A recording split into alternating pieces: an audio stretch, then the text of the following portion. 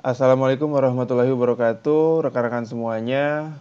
Jumpa lagi di video kali ini tentang course Big Data ya. Pada kesempatan kali ini kita akan coba sama-sama belajar terkait dengan material Big Data, dan fundamental Big Data kali ini akan coba saya sampaikan ya sebagai tahap awal pembelajaran kita nantinya untuk beberapa material ke depan.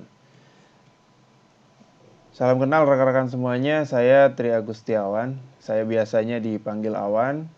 Saat ini home base saya sebagai profesional consultant di Multimatic dan juga sekaligus untuk trainer of data management ya di Multimatic. Untuk beberapa experience dan sertifikasi internasional saya tentang data itu sendiri ya, dari sisi data analis, sertifikasi practitioner data science, artificial intelligence, big data practitioner, untuk menunjang knowledge yang nantinya mudah-mudahan bisa support pembelajaran ya teman-teman. Selanjutnya untuk experience sekilas ya, untuk saya punya pengalaman sedikit dari tahun 2001, 2020, mundur ya, 2019 dan seterusnya terkait dengan project experience. Oke, itu singkat saja terkait dengan awalan ya. Objektif untuk belajar kita kali ini adalah yang pertama, kita bisa memahami big data itu sendiri, history dari big data itu sendiri, lalu karakteristik big data. Ya, yang kedua, teman-teman bisa memahami tools apa saja yang bisa digunakan di big data. Mungkin untuk awalan kita akan coba bahas untuk big data processing ya, karena bicara big data nanti ada banyak tools ya, scope-nya bisa luas ya teman-teman. Nah, berikutnya adalah memahami bagaimana big data ini digunakan untuk menyelesaikan problem-problem bisnis secara real ya. Nanti akan ada informasi yang bisa coba saya sampaikan ya, untuk informasi real case bisnisnya. Singkat cerita, dari tahun 2001 nih rekan-rekan ya, historinya ada seorang Doc Lenny. Doc Lenny ini diskusi tentang kompleksitas data ya. Ini orangnya nih teman-teman ya. Dia ini bicara terkait dengan pertumbuhan data yang terjadi, lalu percepatan data dalam melakukan perpindahan data ya, atau moving data, atau istilahnya processing data, dan dari sisi berbagai jenis data yang didapati gitu ya. Jadi dia ditulis di papernya sendiri gitu ya, untuk diskusi tentang itu teman-teman di tahun 2001. Lalu berjalannya waktu, kondisi atau istilah big data itu muncul teman-teman ya, diterbitkan oleh si O'Reilly Media. Jadi yang pertama kali menerbitkan istilah big data itu adalah O'Reilly Media. Ini juga salah satu koleganya dari si Doc Lenny ya. Nah, di tahun yang sama pula, di tahun 2005, 2006 gitu ya, Doc Lenny ini ada project di Yahoo, teman-teman. Ya, jadi Yahoo juga menerbitkan pertama kali tentang teknologi big data itu sendiri. Nah, berjalannya waktu di tahun 2010, report atau laporan tentang big data ini bervariasi gitu ya. Yang jelas di sini adalah pertumbuhan dari data itu sendiri ya teman-teman ya, tentang big data itu sendiri yang semakin meningkat begitu. Karena saat ini ya, diawali di tahun 2010 kita tahu adanya digital transformation, di mana semua yang berbasis manual kita konversi menjadi digital ya, terrecord gitu ya. Maka oleh sebab itu kondisi big data ini menjadi seksi nih buat dibicarakan begitu. Nah, berjalannya waktu pula di 2010, 2011 sampai 2014, setiap orang ini bicara tentang big data. Ya, jadi saat ini sudah menjadi familiar terkait kalimat atau kata-kata big data yang sering disampaikan ya di berbagai forum. Lalu secara definisi, apa sih big data sebenarnya teman-teman? Ya, apa sih big data? Singkatnya begini teman-teman. Kalau ditanya big data, tadi secara singkat, itulah yang didiskusikan oleh si Doug Lenny ya. Jadi kalau ditanya big data, itu istilah teman-teman. Istilah dari kita menghandle pertumbuhan data, ya jumlah dari pertumbuhan data atau volume disebutnya. Ini kriteria dari big data itu sendiri atau karakteristik dari big data itu sendiri ya teman-teman. Lalu berikutnya variety atau jenis dari datanya ya. Kalau kita tahu dulu mungkin disimpan dalam satu buah database ya, dari satu sumber data yang direcord. Nah, itu nanti jenis data kita lihat lagi. Macam-macamnya ada banyak.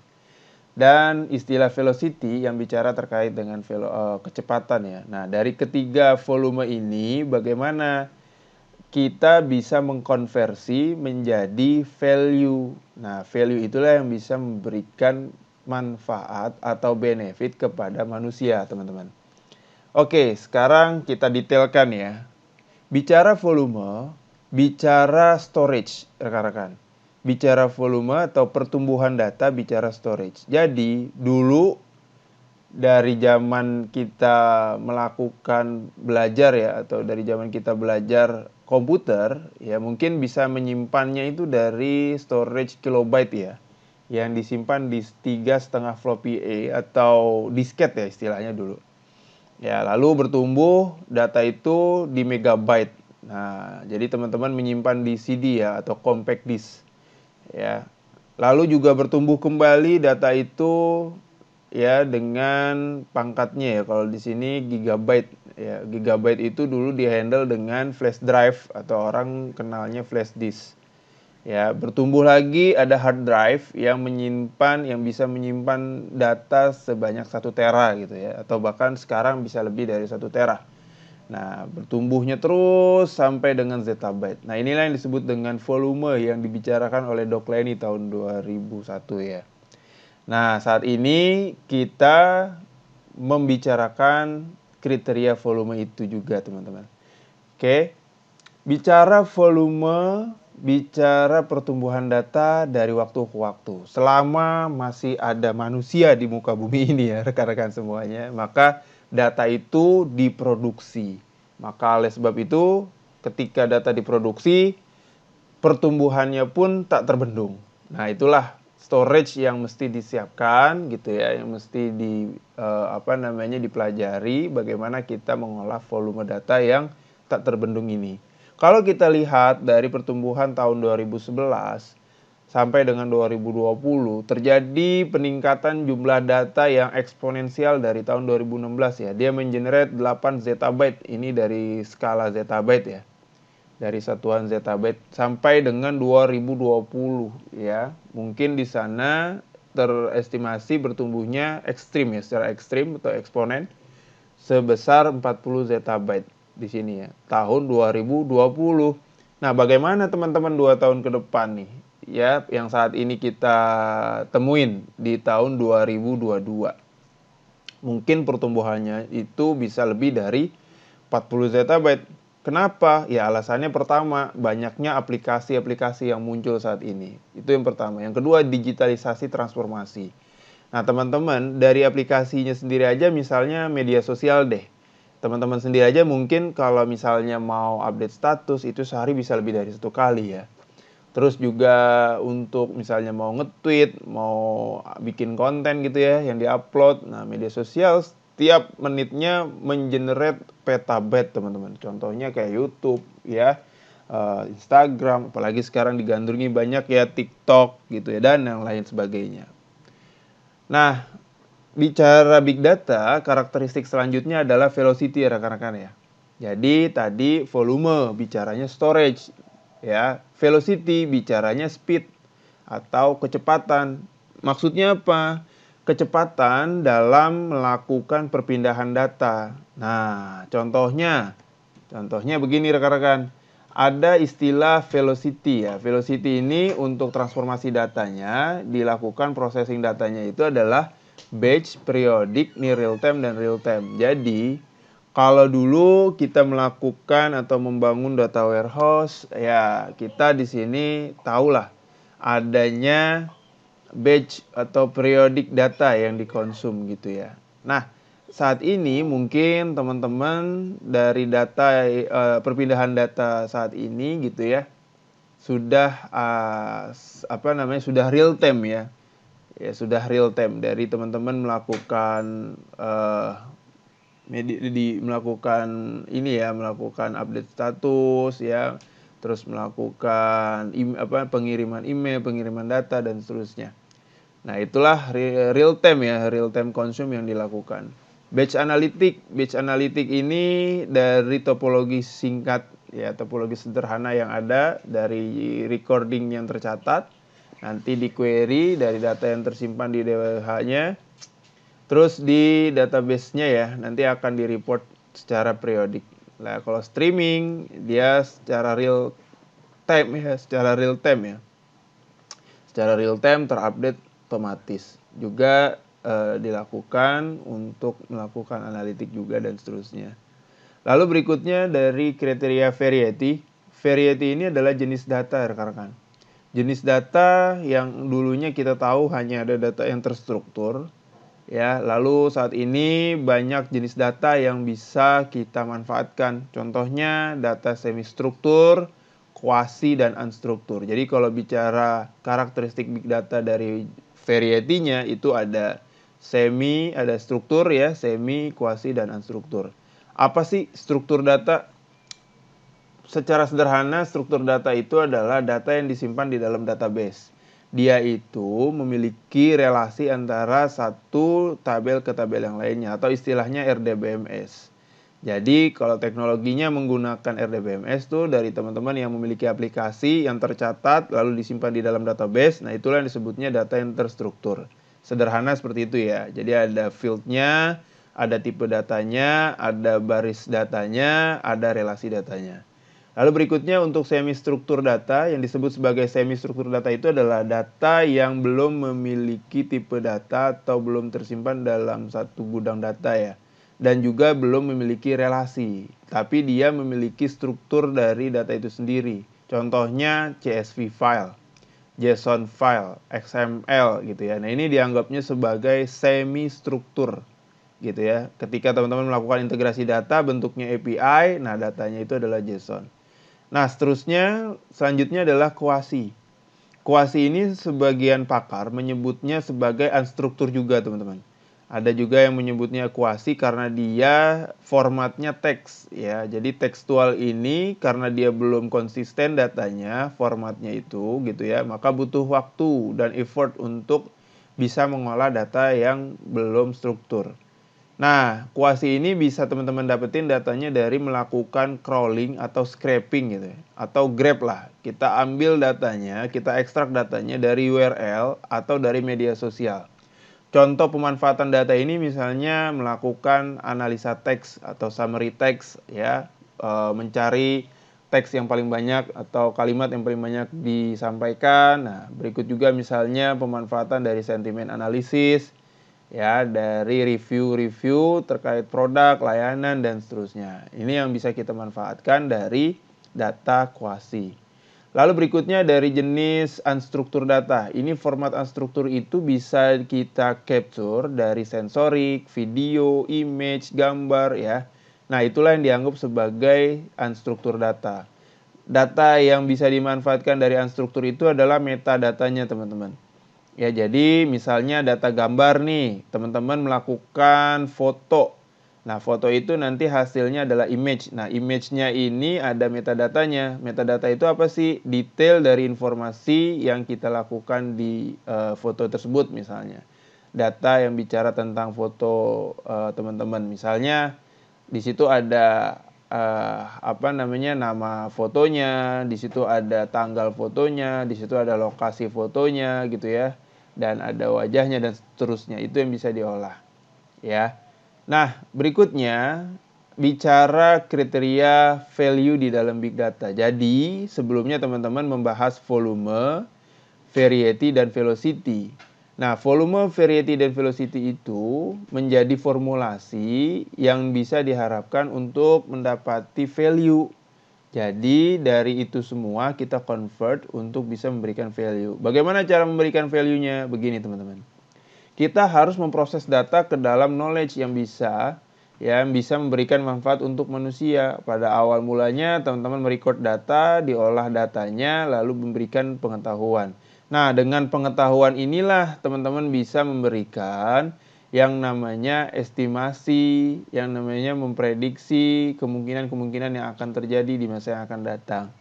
Nah, melakukan analisa seperti inilah yang dilakukan oleh seorang data scientist atau istilahnya data analis. Dia melakukan analisis asosiasi, korelasi, pengelompokan antara data dan atribut gitu ya. Lalu juga memberikan pendampingan tentang membuat kebijakan dan pengambilan keputusan. Nah, value seperti inilah teman-teman yang bisa dapati kalau kita bisa melakukan atau bisa memanfaatkan dari kriteria big data tersebut ya teman-teman. Oke, teman-teman silakan diskusi ya dengan forumnya, apa sih karakteristik utama dari big data, lalu coba discuss satu dengan yang lainnya ya, ilustrasikan begitu ya. Nah, ini adalah salah satu contoh yang bisa teman-teman lakukan untuk memperdalam diskusi terkait big data ya. Oke, selanjutnya dari teknologi big data. Bicara teknologi big data, yang terkenal saat ini adalah Hadoop ya rekan-rekan. Apa sih Hadoop? Hadoop ini adalah cluster server untuk data storage dan processing, di mana nanti ini bisa diukur dan secara ekonomik gitu ya, bisa lebih efisien, maksudnya begitu. Hadoop didevelop ya dengan arsitektur distributed, jadi publish and consume ya, distributed arsitektur. Dan dia ini fault tolerance. Kenapa fault tolerance? Karena ada fasilitas ini ya teman-teman ya, high availability yang disebabkan karena klasternya servernya bisa di cluster begitu. Nah, Hadoop ini dimanfaatkan oleh lintas industri ya sebagai standar industri ya dengan perangkat kerasnya yang tidak membutuhkan tidak membutuhkan skala yang bukan skala ya, tapi lebih kepada teknologi yang high level ya, atau tipe yang high level. Jadi dia bisa digunakan dari sisi yang standar. Hadoop terinspirasi dari paper yang dipublish oleh Google. Google itu membuat tulisan di MapReduce ya, membuat tulisan yang dipublish di papernya dia tentang MapReduce maksudnya, dan Google File System. Oke, Hadoop ini juga ditemukan oleh Doug Lenny tadi ya, tahun 2005. Dia diberi nama gajah oleh si Doug Lenny karena anaknya yang suka nonton sirkus gajah. Ya, dia menggunakan nama itu, teman-teman. Nah, dia digunakan oleh Yahoo tahun 2005 yang dari historical sebelumnya dengan 300 server. Pada tahun 2007 dia membuat 2 cluster ya dengan 1000 server, teman-teman. Nah, ini salah satu historical dari teknologi big data itu sendiri. Bicara big data, teknologi Hadoop ini sendiri memiliki komponen utama. Jadi nanti teman-teman kita mempelajari Hadoop ya, lanjutannya untuk teknologinya nih. Nah, yang perlu teman-teman ketahui, nanti digali lagi informasinya, adalah komponen-komponen utama dari Hadoop itu sendiri. Yaitu ada HDFS, ada MapReduce, ada Yarn. Apa itu HDFS? Hadoop Distributed File System ya. Nah, ini nanti yang menjadi store-nya nih teman-teman, disimpan di dalam HDFS ini. MapReduce nanti dia yang melakukan processing ya. Nanti Yarn ini yang melakukan clustering. Jadi yang melakukan processing data adalah MapReduce-nya, Yarn ini adalah clustering-nya. Ya. Oke, selanjutnya adalah di dalam komponen data itu sendiri ada yang tadi yang Hadoop HDFS, Hadoop Yarn dan MapReduce. Ya, lalu ada modul-modul dari Hadoop itu sendiri ya. Nanti ada servicesnya disebutnya begitu. Oke, nah inilah servicesnya atau modul dari si Hadoop. Atau istilahnya adalah Apache ya, atau services dari Hadoop itu. Ada yang namanya data processing, Apache Spark yang digunakan. Ya, lalu untuk menganalisa data ada Apache Hive, Apache Pig, Apache Impala. Untuk mendiscovery datanya bisa menggunakan SOLR, machine learningnya ada MLlib, Mehot, ya, ada Spark juga, Spark Machine Learning. Ya, ingestion datanya menggunakan Scoop, Flume, Kafka, koordinasinya menggunakan Zookeeper. Ya, user experience-nya bisa menggunakan Hui. Cluster workflow manajemennya bisa menggunakan OZ, cluster manajemennya menggunakan Ambari, Cloudera Manager atau Cloudera Director. Nah, inilah teknologi-teknologi big data yang yang terkorelasi satu dengan yang lainnya di dalam services Hadoop, teman-teman. Nah, secara singkat ini ekosistemnya. Jadi, koordinasi antara semua servicesnya itu dilakukan oleh Zookeeper. Ya, jadi Apache Zookeeper diinstal gitu. Untuk mengingest datanya atau mengacquiring datanya, teman-teman gunakan Apache Scoop, ya, Flume dan seterusnya. Nah, inilah komponen utamanya nih. MapReduce untuk processing, Yarn untuk clustering ini ya, resource management ya, untuk clusternya. Tadi saya ulangi ya. Nah, ini storage-nya adalah Hadoop HDFS. Nah, di sini ada HBase, Hive Analytics, Pig Scripting, dan OZ sebagai scheduling. Ada banyak services yang bisa digunakan selain dari ini juga ya. Oke, untuk Big Data Real Case Solve problem in business. Jadi, inilah real case yang bisa diselesaikan dari problem-problem bisnis ya, teman-teman ya. Salah satu contohnya adalah perusahaan Telkomsel. Jadi perusahaan telco ini dia mengenerate data yang besar dari berbagai industri, lalu dia compare, ya. Terus yang bisa dimanfaatkan sama dia adalah penggunaan datanya, GPS locationnya, dan aktivitas browsernya dan seterusnya. Telkomsel ini juga bisa menganalisa GPS, ya, untuk dia bisa melakukan campaign berdasarkan lokasi dari smartphone. Nah, kalau teman-teman biasanya melewati ini ya, tenan-tenan ya yang ada kerjasama dengan Telkomsel, di kartu Telkomsel biasanya ada promo yang di-share otomatis gitu ya. Nah, itulah GPS location yang bisa dimanfaatin. Lalu berikutnya di big data di dalam Mandiri, source ini saya ambil dari cloudera.com ya. Jadi Mandiri ini mengembangkan big data sebagai cost yang efektif ya. Jadi decrease cost ya.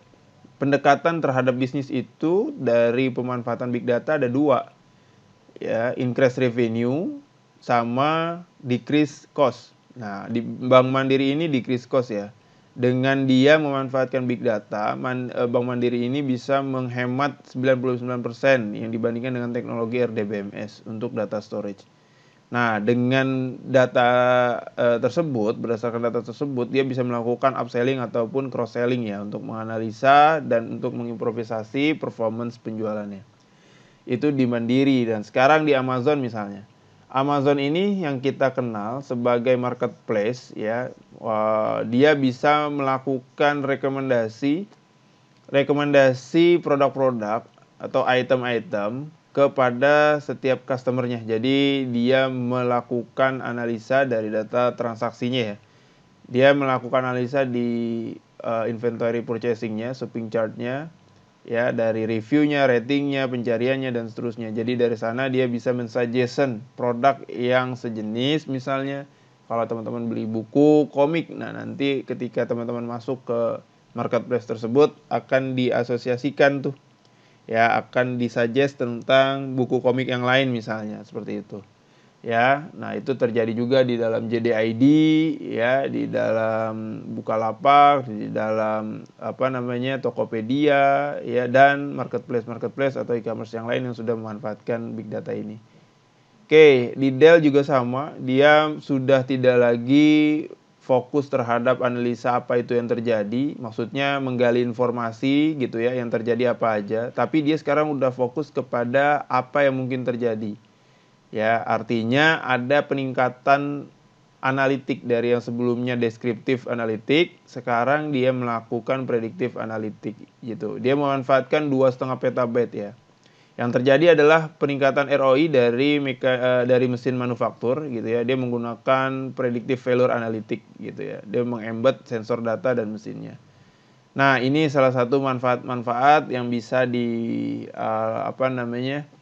didapatin ketika kita berhasil mengolah volume, variety, velocity gitu ya, sehingga bisa menjadi value. Oke, rekan-rekan semuanya, terima kasih untuk pertemuan kali ini. Silakan bagi mahasiswa-mahasiswa yang menonton video ini untuk membuat summary, ya, lalu nanti bisa dikumpul di dalam forum WhatsApp grupnya. Terima kasih, semoga bermanfaat. Sampai ketemu di video selanjutnya. Assalamualaikum warahmatullahi wabarakatuh.